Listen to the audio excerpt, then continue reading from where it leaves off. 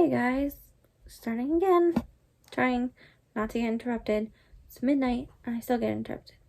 Okay, anyway. As you can see from the title, best advice to give to first-time homeschoolers. I'm gonna try to remember the numbers because I was trying to film and I forgot. My number one advice is to know your state laws.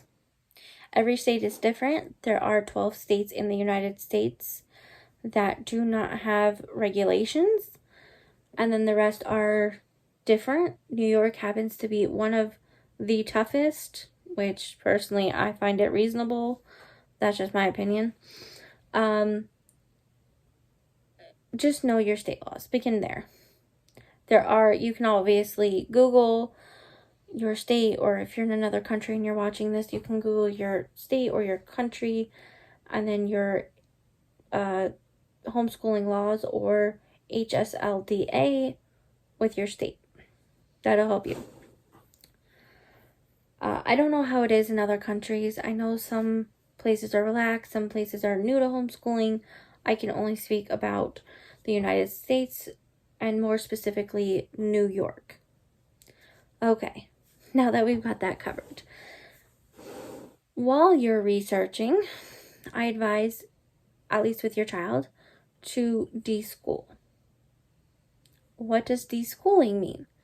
Well, basically, you just have fun. You don't focus on the schoolwork. The longer you are in public school, the longer you need to deschool. That includes for yourself. You don't want to be coming straight from a school environment. Obviously, this is not the case when you're what people are to sing crisis homeschooling, which I'm going to talk about that in a whole other video, but that bugs the heck out of me. When you're in a school environment and then going to homeschooling, it's very different, and I understand it can get overwhelming for both of you, and people make mistakes and you get burned out. Relax. Deschool. Kids are like sponges. They are sponges. Their brains are just gonna go shoop. I'm trying to be a little funny here, but realistically, that's what happens. Kids learn so much. Play board games. Tonight, here's one example. We're not deschooling, but here's an example of we were playing Apples to Apples. And it's one of his favorite games. It's one way that we learn language arts. We read the words and we read what other words are like it, and he understands. He'll ask questions. Oh, what does that mean? Oh, what does that look like? Sometimes he'll be like, what does that spell? Because he's only in first grade, he's learning. That's just one example.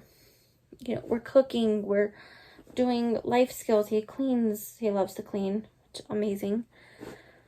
We're playing Minecraft, we're reading, we're watching movies. In fact, I'm writing an article right now, hopefully it'll be out by tomorrow, by the time this goes up, is book-based movies and how you compare and contrast. Even at first grade, we've been doing this for so long that just comes naturally. What is the character? What did you like about the movie? Did you have fun? You can even theme it up with, say you're watching, I'm just going to give an example, Beauty and the Beast. You guys can make a Beauty and the Beast themed meal, and that could be all about France.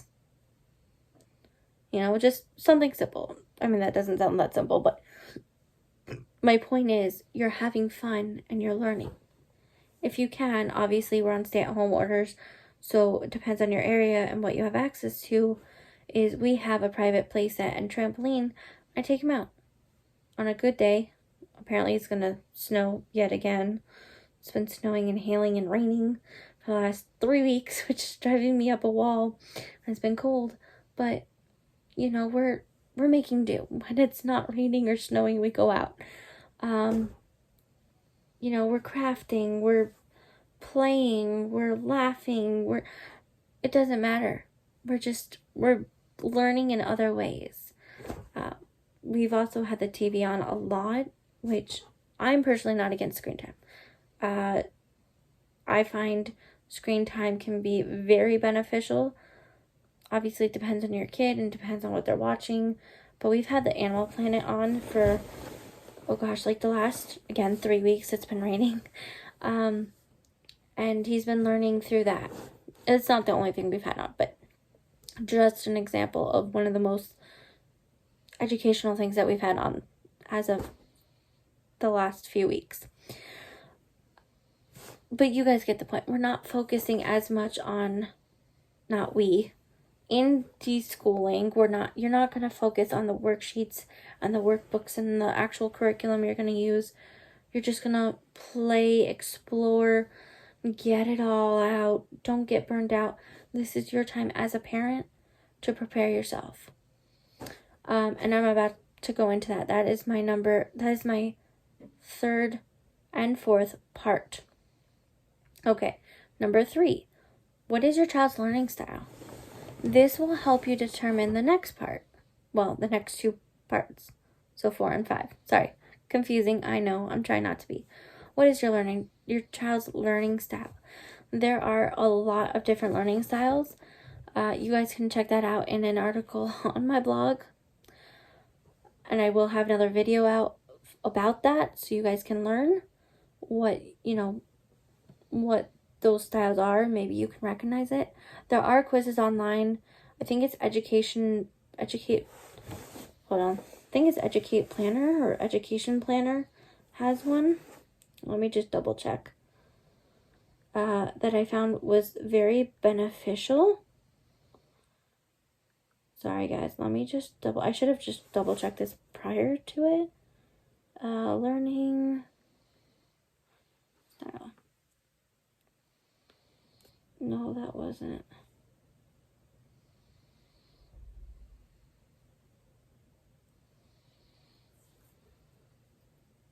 Anyway, if you look it up, you can find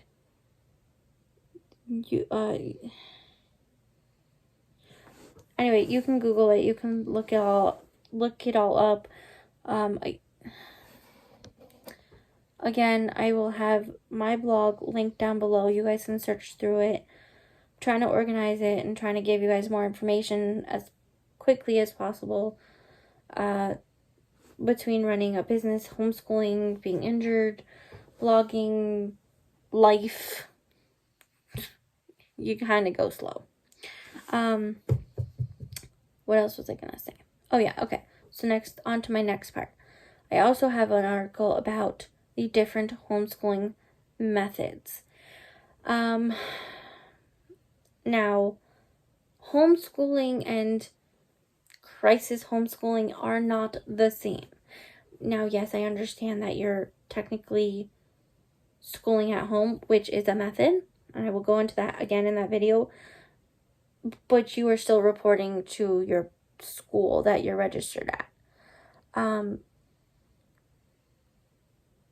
Obviously, it's different with certain states. California having umbrella schools. I'm not going to go into that. I don't understand it. It's not my state. New York doesn't have that. We report to our district, your superintendent, or homeschooling office, because I'm in New York City, but other counties, other than the 5 boroughs, report to their superintendents. Okay. So, yeah, that'll help you, once you figure out your child's learning style, you can not only learn how you want to teach them, what method will be best, it'll also help you figure out the curriculum. There are many different curriculums, and this goes back to your method and their learning style, what is best for your child. It is not a one-size-fits-all. It can very well change. We began with an online. We used Time for Learning for about a year. And I did, supplement because they do have science and history, but I wasn't thrilled with it. So I did supplement those, and I added in other things. But we ended up going with workbooks, and I specifically chose workbooks that are for a kinesthetic learner because he is a hands-on learner. And that is what he enjoys, and that's what we have been successful with so far. Things change. Another advice, don't plan on spending hundreds and thousands of dollars on a curriculum when things could very well change.